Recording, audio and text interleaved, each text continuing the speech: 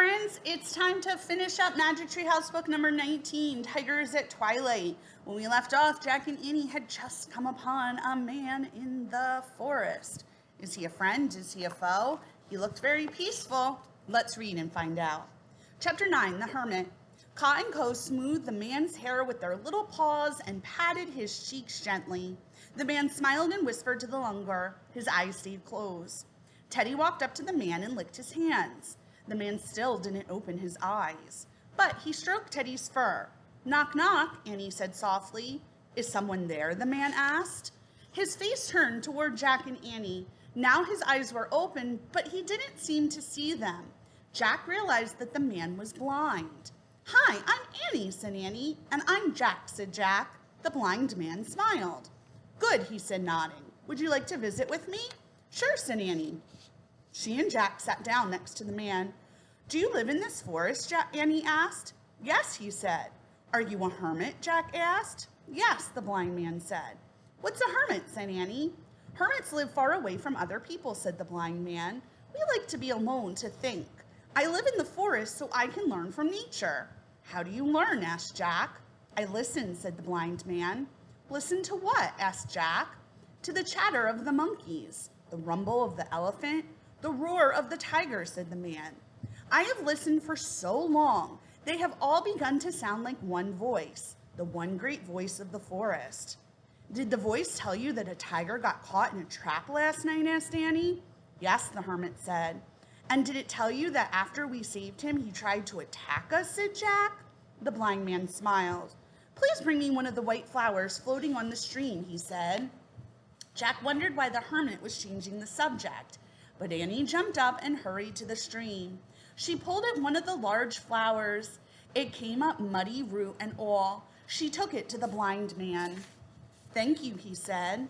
The man touched the flower's large white petals and its sturdy root. This perfect lotus blossom grows from dark, thick mud, he said. Its beauty cannot live without its ugliness. Do you understand? Yes, said Jack and Annie. When you saved the tiger, you saved all of him, said the blind man. You saved his graceful beauty and his fierce, savage nature. You cannot have one without the other. Oh, right, said Jack. Take the lotus as a thank you gift from all the forest for saving our fierce friend, said the blind man. Our world would not be complete without him. Annie took the gift from the hermit. A gift from a forest far away, she said. Arf, arf, Teddy wagged his tail.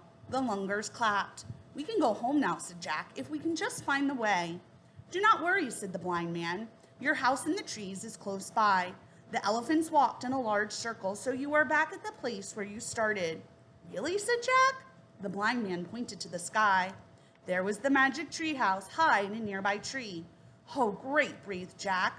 I told you not to worry, said Annie. She and Jack pulled on their socks and shoes and stood up. Before they left, Annie touched the hand of the blind man. Thanks for everything, she said. The man held her hand for a moment. Then he took Jack's hand. Jack felt a wave of calm wash over him. Thank you, he said to the blind man. Ka and Ko chattered and held out their long arms. Jack and Annie hugged the two Lungars.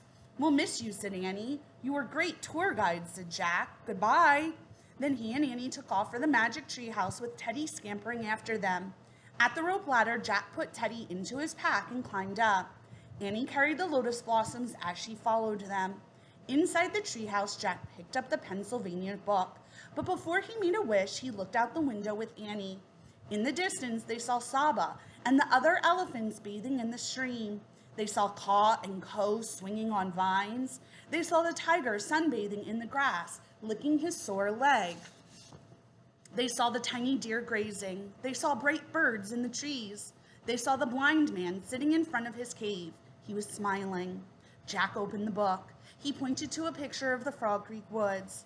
I wish we could go home, he said. The treehouse started to spin. The wind started to blow. It blew harder and harder. Then everything was still. Absolutely still. Chapter 10, Who Are You Really? Jack opened his eyes. Late afternoon sunlight shined into the treehouse. Our third gift, said Annie.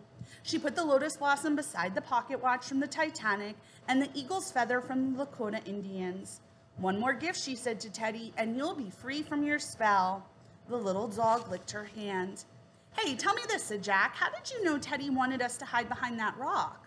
Annie shrugged. I just knew, she said. I think I saw it in his eyes. You did? Jack looked into Teddy's eyes. The little dog tilted his head and stared back at Jack. Teddy's eyes twinkled as if they had many secrets. Who are you really? Whispered Jack. Teddy just smiled a doggy smile and wagged his tail.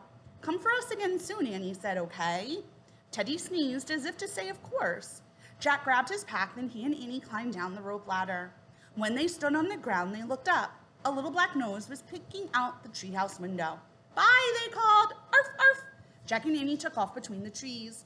Birds sang in the twilight. Squirrels scampered playfully through the leaves. The Frog Creek woods were very tame after the forest in India. Soon they came to their street. As they walked to their house, the last bit of daylight was slipping away. Before they went inside, Jack and Annie sat on their steps. I have 2 questions, said Jack. If the hermit couldn't see, how did he know about the treehouse? And how did he know that we had traveled all night with elephants? Easy, said Annie.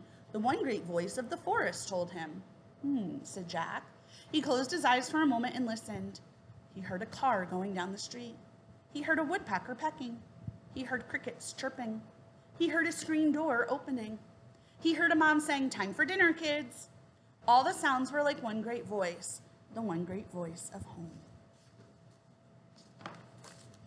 All right, friends, maybe you can go close your eyes and listen. See what you hear.